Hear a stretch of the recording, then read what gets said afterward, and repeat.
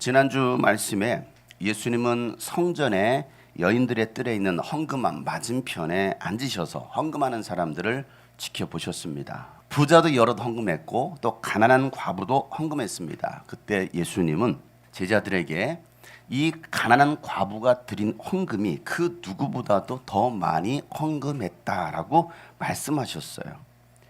가난한 과부가 드렸던 헌금은 2렙돈이었습니다. 2렙돈. 지금의 가치로 환산하면 1,090원이었습니다. 1,090원을 드렸지만 예수님은 그 어느 누구보다도 가장 큰 헌금을 하나님께 드렸다라고 말씀했어요. 왜 그랬습니까? 이 돈은 이 과부의 생활비 전부였다라는 것이었습니다. 여러분, 액수의 크기가 아니라 마음의 크기를 보셨습니다. 하나님은 오늘도 우리의 중심을 보십니다. 우리가 하나님을 얼마나 사랑하는지 아니면 의무감과 형식적으로 하는지를 하나님은 다 보고 아신다라는 사실이죠. 오늘 우리가 이 자리에 어떤 자세로 와서 예배하는지 하나님은 다 아신다라는 거예요. 하나님은 우리가 마음을 다하고 뜻을 다하고 성품을 다하고 목숨을 다하여 하나님을 사랑함으로 예배하기를 원하십니다. 그러한 자를 찾으시겠다라고 예수님께서 요한복음 4장 23절 24절에 말씀하시죠. 23절 말씀이에요. 우리 다 같이 한번 큰 목소리를 읽어보겠습니다. 시작. 참되게 예배를 드리는 사람들이 영과 진리로 아버지께 예배를 드릴 때가 온다. 지금이 바로 그때이다. 아버지께서는 이렇게 예배를 드리는 사람들을 찾으신다. 아멘. 참되게 예배하는 자들을 찾으신다는 것이죠. 지금이 바로 그때라는 것입니다. 예배는 드리는 것이지 보는 게 아니에요. 많은 사람들이 교회를 와서 예배를 보고 가는 사람들이 있어요. 예배 구경꾼들이 있다는 것입니다. 어떤 사람이 왔는지 호구조사하고 가는 사람이 있어요. 오늘 누가 안 왔네? 오늘 누가 왔네? 여러분, 호구조사하는 사람 되지 마시고요. 어떤 사람은요, 주보에 오타는 없는지, 신현이가 잘 썼는지 안 썼는지 문서 검열하는 사람이 있습니다. 어떤 사람은요, 찬양팀이 노래를 잘하는지 음정 박자는 틀렸는지 어떤 오디션 심사하는 사람이 있어요. 또 오늘 목사님 설교가 괜찮았어. 신학적으로 논평하고 또 평가하는 평가단이 이 자리에 있을 수도 있어요. 그리고 어떤 사람은요, 한 주간의 피곤한 삶을 교회 와서 숙면을 취하다가 돌아가는 사람도 있어요. 어떤 사람은요, 찬양과 말씀으로 은혜를 받고 회개하고 결단하는 사람도 있습니다. 여러분은 어떤 사람입니까? 예배를 드리는 사람입니까? 보는 사람입니까? 오늘 우리가 하나님 앞에 예배를 드릴 수 있기를 축복합니다. 가난한 과부는요, 얼마 남지 않은 이 생활비 전부를 자기보다도 더 가난한 자들을 위해서 헌금했다라는 사실이에요. 자기도 지금 먹고 쓸 게 없는데 자기보다도 더 가난한 사람을 위해서 헌금하고 있는 이 여인, 왜 그랬을까요? 하나님의 은혜를 알았기 때문에 감사하며 드릴 수 있었다라는 사실이죠. 살아 숨쉬는 것만으로도 감사하는 이 여인이 있었습니다. 우리 지난 주간 우리가 매일 감사합시다. 하루에 3가지씩 감사합시다. 감사 노트를 쓰세요 했는데 감사 노트를 가지고 놓고 가신 분이 계셔요. 그분은 마음판에 새기셨는지는 모르겠지만은 하루에 3가지씩 감사할 게 없나요? 하나님, 오늘 이렇게 일어난 것도 감사합니다. 일어나지 못하신 분들 있잖아요. 하나님, 내가 오늘 이렇게 걸어서 이 하나님 앞에 나와서 예배할 수 있게 하심도 감사합니다. 이렇게 손을 뻗어서 모기를 잡을 수 있는 것도 감사합니다. 왜? 손을 뻗지 못하는 사람도 있잖아요. 다 눈뜨게 해주신 것도 감사할 게 많잖아요. 세계 사람 이거 어떻게 다 써? 뭘 쓰지? 여러분, 3가지 감사. 한번 3가지 감사해 봅시다. 다 같이 시작. 이렇게 감사가 메말랐어요. 감사라는 게 뭘 감사할지도 몰라요. 오늘 이렇게 자유함 가운데 나와서 예배할 수 있는 것도 감사하잖아요. 아멘. 살아 숨쉬는 것도 감사할 수 있기를 주 여러분 축복합니다. 이 여인이 그런 감사했다라는 사실이죠. 진심에서 우러나오는 감사를 드릴 때 하나님은요, 돈의 액수가 아니라 그 사람의 마음을 받으시는 거예요. 부자들이 냈던 몇십만 원, 몇백만 원 그 돈을 보신 게 아니에요. 헌금 많이 했네. 야, 이번 헌금 많이 들어왔다. 하나님은 그거 별 관심이 없어요. 왜? 이 우주 만물이 다 하나님의 것인데 그거 몇만 원, 몇십만 원, 몇백만 원 그게 하나님은 관심이 없어요. 야, 이 여인이 드렸던 1090원, 이 여인의 헤세드, 하나님의 은혜, 이 여인과 같은 은혜와 감동이 오늘 우리에게 있기를 간절히 소망합니다. 그래서 오늘도 호흡할 수 있음에 감사할 수 있어야 되겠죠. 날마다 숨 쉬는 순간마다 내 앞에 어려운 일 보내 주님 앞에 이 몸을 맡길 때 슬픔어 내 두려움어 다시 한번 날마다 숨 쉬는 순간마다 날마다 숨 쉬는 순간마다 우리 앞에 어려운 일들이 있습니다. 내 앞에 어려운 일 보내 주님 앞에 이 몸을 맡깁니다. 주님 앞에 이 몸을 맡길 때 슬픔이 없습니다. 슬픔 없네 두려움 없네 주님의 그 자비로 주님의 그 자비로운 손길 항상 좋은 것 주시도다 사랑스레 아픔과 기쁨을 수고와 평화와 안식을 날마다 주님 내 곁에 계시오 날마다 주님 내 곁에 계시오 자비로 날 감싸주시네 하나님의 그 자비 헤세드이죠. 주님 앞에 이 몸을 막 우리에게 힘을 주시는 하나님이십니다. 힘 주시네 위로함 주네 주님의 이런 어린 나를 품에 안으시어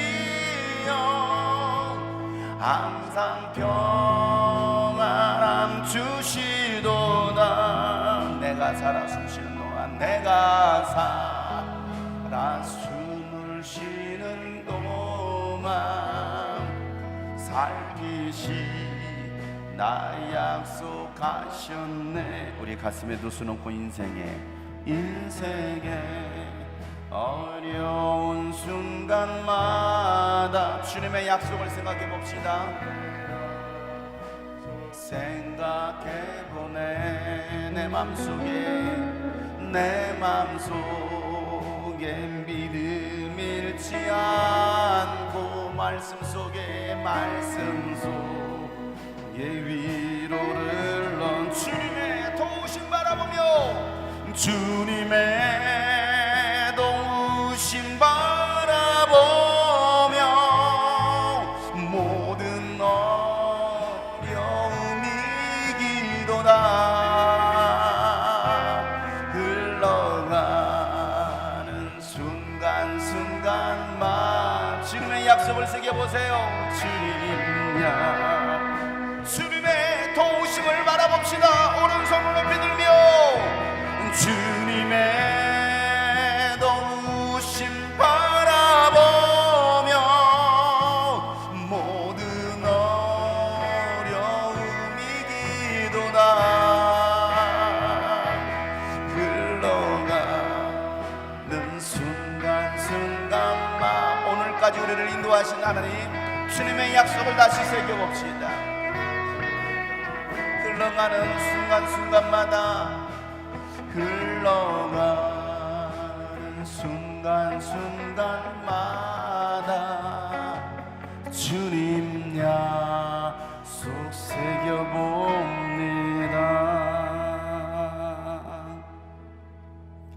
아멘. 오늘도 주님은 여러분을 돌보시겠다고 사랑하신다라고 말씀하시는 그 음성을 듣기를 축복합니다. 예수님은요 이제 제자들과 함께 이 성전에서 나오십니다. 오늘 1절 말씀이죠. 우리 다 같이 한번 1절 말씀을 읽어보도록 하겠습니다. 시작. 예수께서 성전을 떠나가실 때에 제자들 가운데 한 사람이 예수께 말하였다. 선생님, 보십시오. 얼마나 굉장한 돌입니까? 얼마나 굉장한 건물들입니까?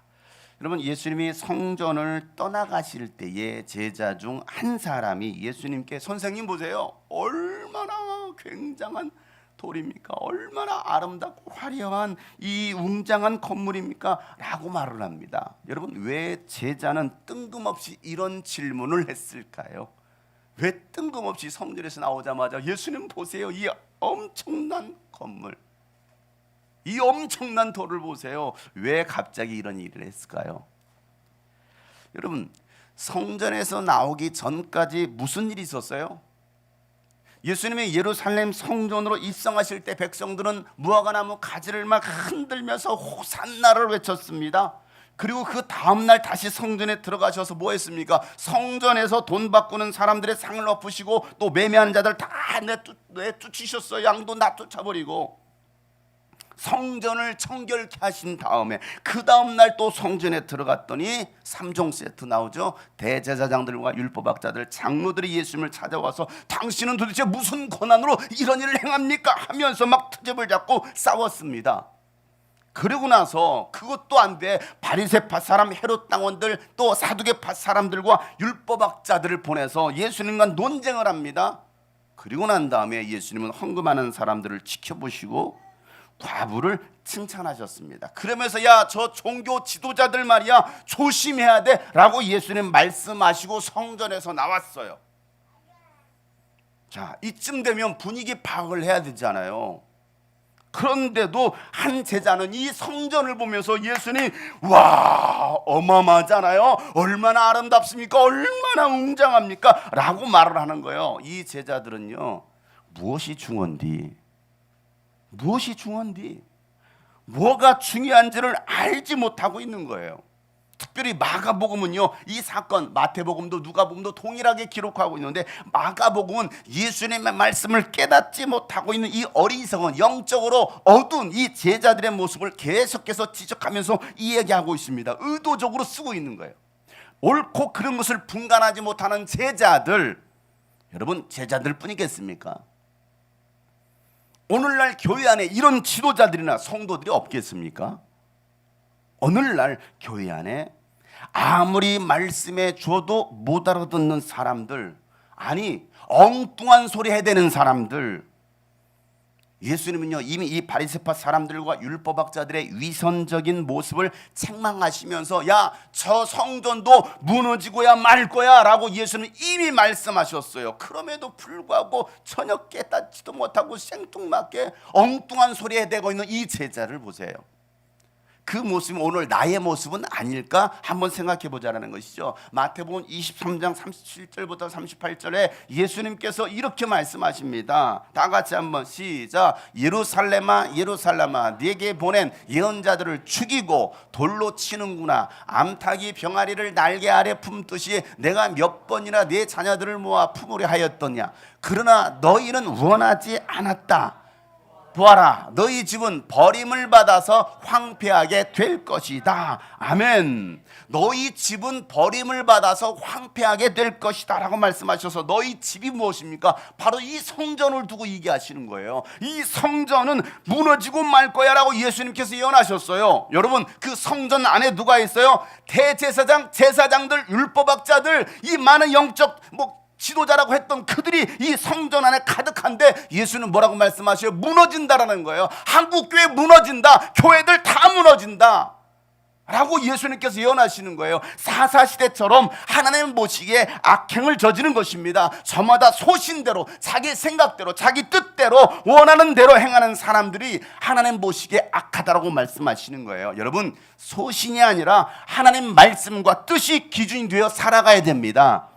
이게 신앙이라는 거, 이게 믿음이라는 거. 내 생각대로, 내 소신대로. 아니요, 여러분의 소신은 틀릴 수 있다라는 거예요. 잘못될 수 있어요. 하나님의 뜻대로, 하나님은 여전히 죄인들을 구원하시기 위해서 암탉이 병아리를 날개 아래 품듯이 여러분들을 품으시려고 사사들을 보내시고 또 예언자들을 보내주셨고 구원자 예수 그리스도를 보내셨습니다. 그런데 사람들은 예수님을 알아보지도 못하고 인정하지도 않는 거예요. 제자들조차도 예수님의 말씀을 깨닫지 못하고 이런 질문을 해대고 있는 거예요. 46년 동안 지어지고 있었던 이 헤롯 성전을 보면서 46년 동안 지어지고 있었어요. 완성된 것도 아니었습니다. 그런데 이 46년 동안 지어진 이 건물 얼마나 화려하고 웅장합니까? 선생님 보세요. 얼마나 이 건물 멋있어요. 여러분 우리나라에 46년 동안 지어지고 있는 건물이 있나요? 우리나라 한 2년이면 다 지어요. 빠른 건 6개월만 더 지어요. 요즘 한 달 만에 갖다 조립식 얹혀놓기도 해요. 46년 동안 지어지고 있었다고요. 완성된 것도 아니다고요.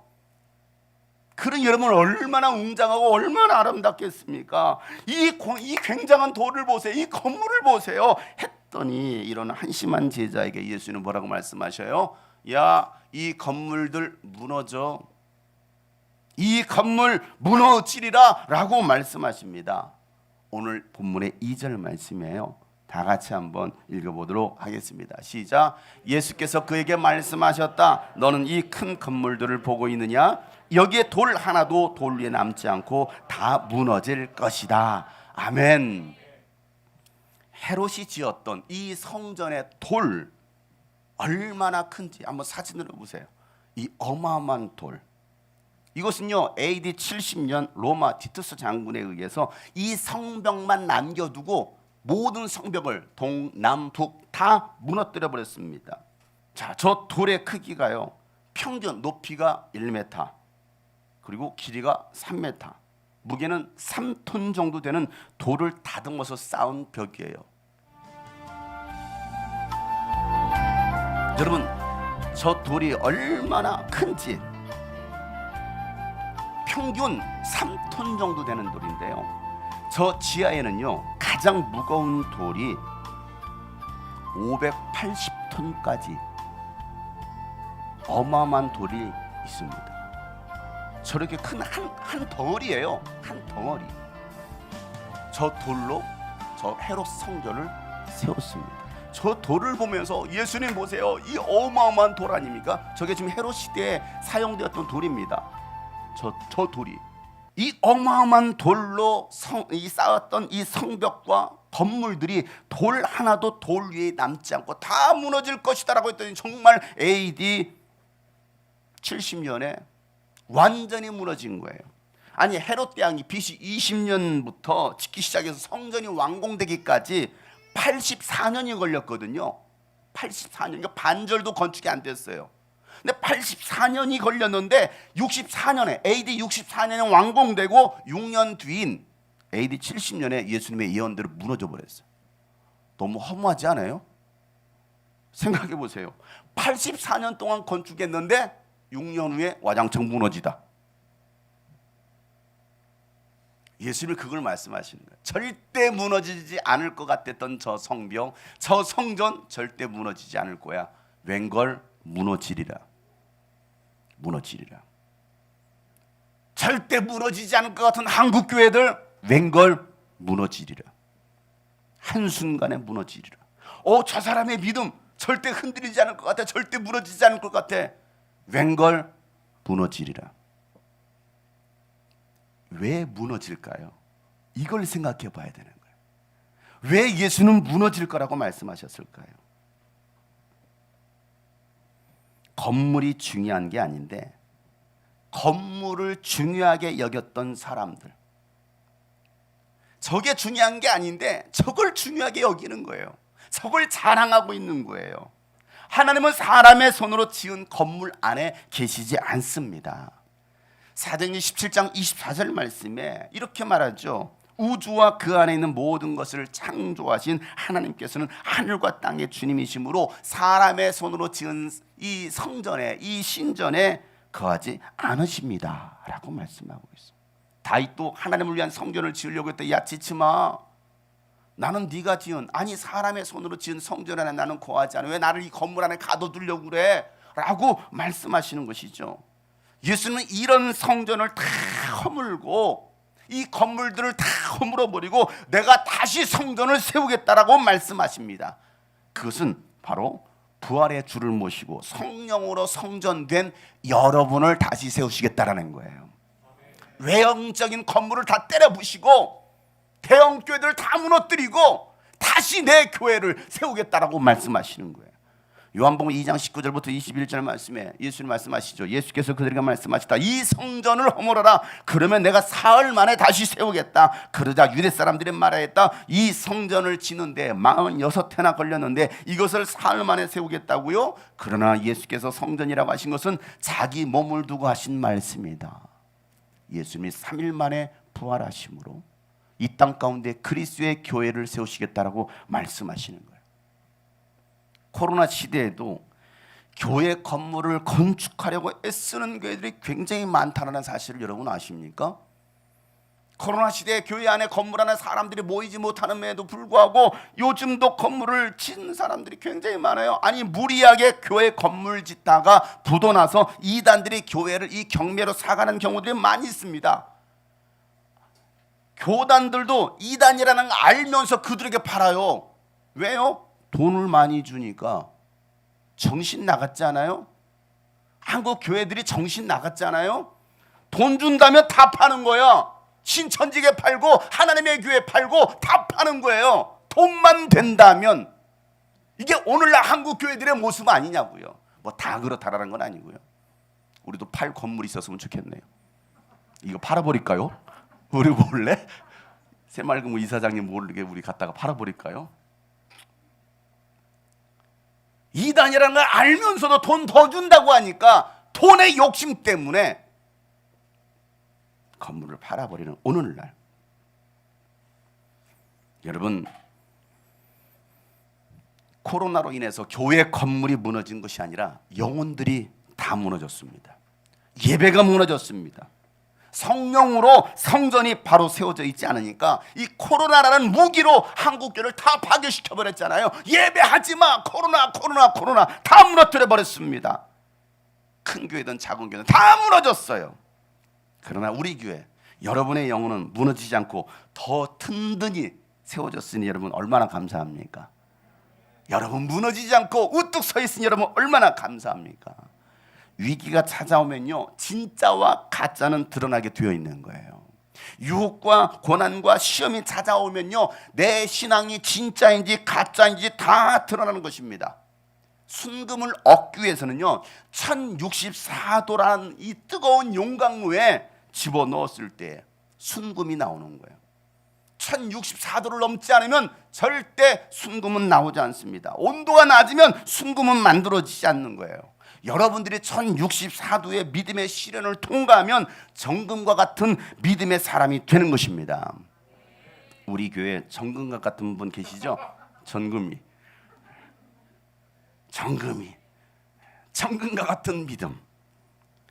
하나님은 이 코로나라는 용광로를 전 세계에 주셨어요. 얼마나 감사해요. 왜? 진짜와 가짜를 가르치기 위해서. 마지막 때 알곡과 쭉정이를 가르치기 위해서 하나님은 이걸 쓰시는 거예요. 이 시련을 잘 통과한 사람이 있는가 하면 다 타버린 사람이 있어요. 아무것도 남은 게 없어.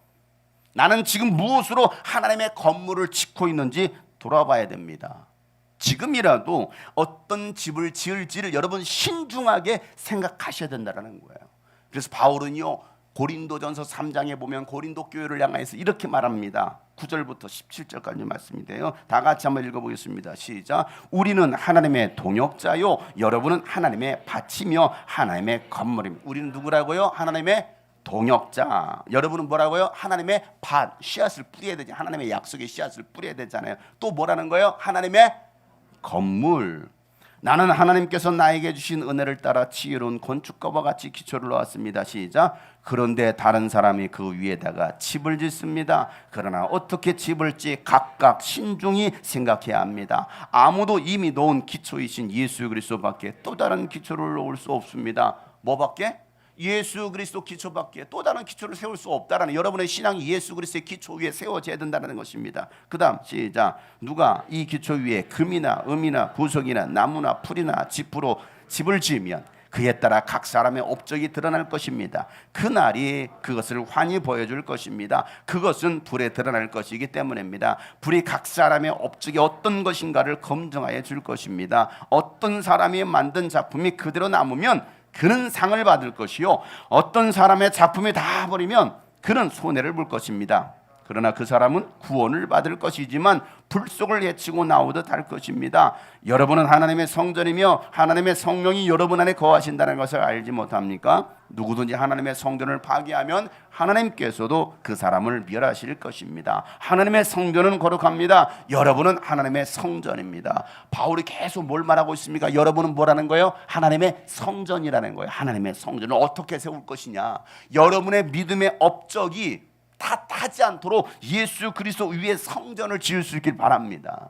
여러분의 업적, 신앙의 업적, 믿음의 업적, 이런 것들을 다 타버리지 않도록.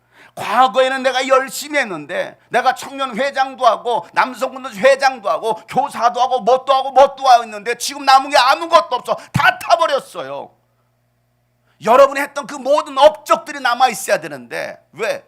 불로 지은 거예요. 나무로 지은 거예요. 불이 확 지나고 나니까 다 홀라당 타버린 거예요. 아무것도 없어. 쟤밖에 없네.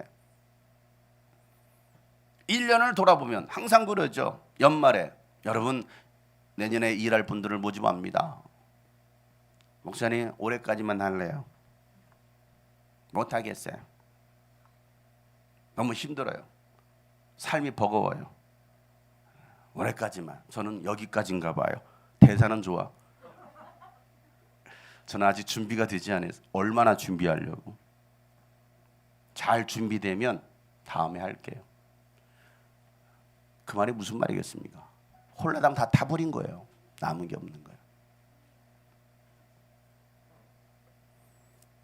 여러분의 믿음의 업적이 다 타버리지 않도록 예수 그리스도 위에 성전을 지으시길 바랍니다. 세상 문화에 속지 마시고 미혹하는 이단 적그리스도에 속지 말고 예수 그리스도 반석 위에 믿음의 집을 세우시길 바랍니다. 그러면 여러분 어떤 시험의 파도가 와도 결코 흔들리지 않을 것입니다. 반석 위에 세운 신앙은요, 말씀대로 순종하는 신앙입니다. 그런 사람들이 흔들리지 않을 것이다라고 예수님께서 말씀하시는 거예요. 마태복음 7장 24절부터 27절 큰 소리로 읽어보도록 하겠습니다. 시작.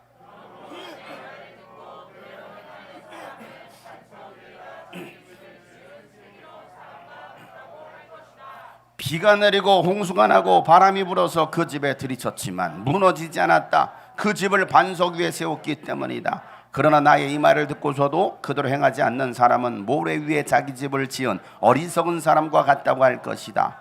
비가 내리고 홍수가 나고 바람이 불어서 그 집에 들이치니 무너졌다. 그리고 그 무너짐이 엄청났다라고 말하고 있어요.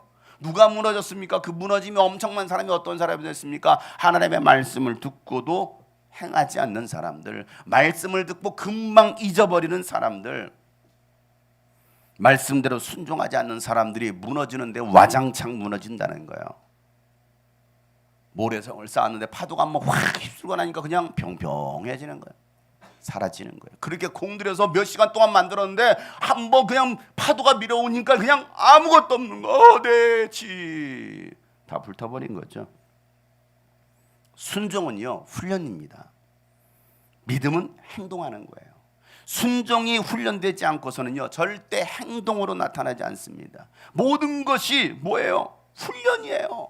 예배도 훈련입니다. 기도도 훈련입니다. 성경 읽는 것도 훈련이고요. 전도도 훈련이고요. 헌금하는 것도 훈련이고요. 여러분 봉사하는 것도 훈련이에요. 모든 게 훈련이에요. 훈련이 되지 않으면 행동으로 나타나지 않는다니까요. 믿음이 무엇이냐고요. 이 순종이라는 훈련 과정을 통과한 사람들 자연스럽게 행동으로 나타나잖아요. 다시길 먹는 거 습관이래잖아요.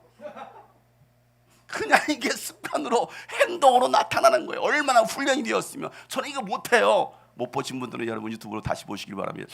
어떻게 합니까 여러분? 다시 볼까요? 그거 한번 어떻게 넣는지? 아무리 흉내내려고 안 돼요. 왜? 뼈를 깎는, 입술이 터지는 훈련, 이걸 했기 때문에 다슬기 아줌마만 가능한 거예요. 사람들은요 자꾸 보여지는 것들을 세우려고 애를 쓰고 있어요. 여러분, 보이는 건물을 지으려고 애쓰지 마시고 보이지 않는 내적 성전을 세우시려고 몸부림치는 여러분 되시기를 주 이름으로 축복합니다. 말씀과 기도로 건축하고 사랑과 섬김으로 건축하시길 바랍니다. 성령님이 거하시는 하나님의 성전이 되어서 영혼을 살리고 영혼을 세우는 여러분 되시기를 예수 이름으로 축복합니다. 무너진 한국 교회를 깨우고 다시 세울 수 있는 주님의 꿈꾸신 교회가 되기를 소망합니다. 그 일을 위해서 오늘 저와 여러분을 부르신 것을 믿으시면 아멘 하시길 바랍니다. 그 일을 위해서 오늘 나를 불렀다라는 거, 여러분 이 귀한 사명을 맡겨주셨으니 여러분 얼마나 감사한 일이냐고요. 우리가 도대체 뭐라고. 어제 미니 캠프 말씀을 통해서 무명한 한 사람 나훔, 이 나훔을 세밀히 지켜보셨어요. 그가 어떻게 살아가고 있는지, 어떻게 하나님의 말씀에 순종하는지를 세밀히 지켜보시고, 그리고 또 한 도시를 지켜보셨습니다. 닌웨를 구원하시려고 계획적으로 나훔을 보내셨던 하나님, 아무것도 아닌 우리를 눈여겨보시고 우리를 구원하셨을 뿐만 아니라 영혼 구원과 세계 열방 선교를 위해서 여러분을 이 주님이 꿈꾸신 교회로 불러주셨으니 얼마나 감사한 일입니까? 내가 무엇이라고, 내가 누구간데 나같이 허물 많은 자를, 나같이 연약한 자를, 아니 죄인인 나를 사랑해 주신 하나님, 그리고 용서해 주신 하나님, 아무도 알아주지 않는 나의 이름, 이 석자 장용성, 이 석자를 불러주신 하나님, 우리 아이들의 이름도 하나님은 다 불러주시잖아요. 아이들의 이름도 기억하시는 하나님. 교장 선생님이 장한결이라고 불러줘도 기분이 좋은데, 아우 한결아 너 정말 열심히 했구나, 참 잘한다, 그 이름만 불러줘도 아 기분이 좋아. 그런데 여러분, 대통령이 내 이름을 불러주고 특사로 세워준다, 여러분 얼마나 큰 영광이겠습니까? 가문의 영광 아닙니까? 대통령이 나를 지명하여 불렀대. 하물며 만물의 주인이신 만왕의 왕이신 하나님이 여러분의 이름을 불러주신다면, 하나님이 여러분의 이름을 불러주신다면, 라떼는 말이야 이런 시가 있었단다. 이런 시.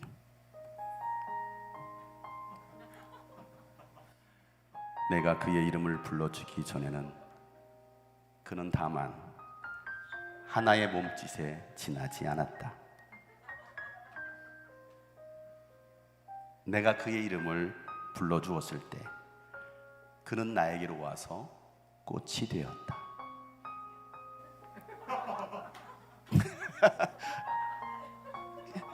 문지연이 왜 나와? 지금 분위기 잡고 하고 있는데.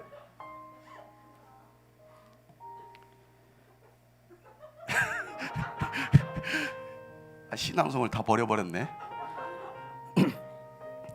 이종환의 밤의 디스크쇼, 이것처럼 하려고 했더니 아십니까? 이종환의 밤의 디스크쇼. 내가 그의 이름을 불러준 것처럼 나의 이 빛깔과 향기에 알맞은 누가 나의 이름을 불러다오. 그에게로 가서 나도 그의 꽃이 되고 싶다.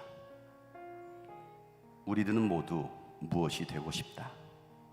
너는 나에게, 나는 너에게 잊혀지지 않는 하나의 눈짓이 되고 싶다. 김춘수의 꽃. 아니 망쳤네. 여러분, 초라한 내 모습에 낙심하지 말길 바랍니다. 아무도 알아주지 않아도 하나님은 여러분을 다 아십니다. 누구도 여러분의 손을 잡아주지 않아도 예수님은 여러분의 손을 잡아주십니다.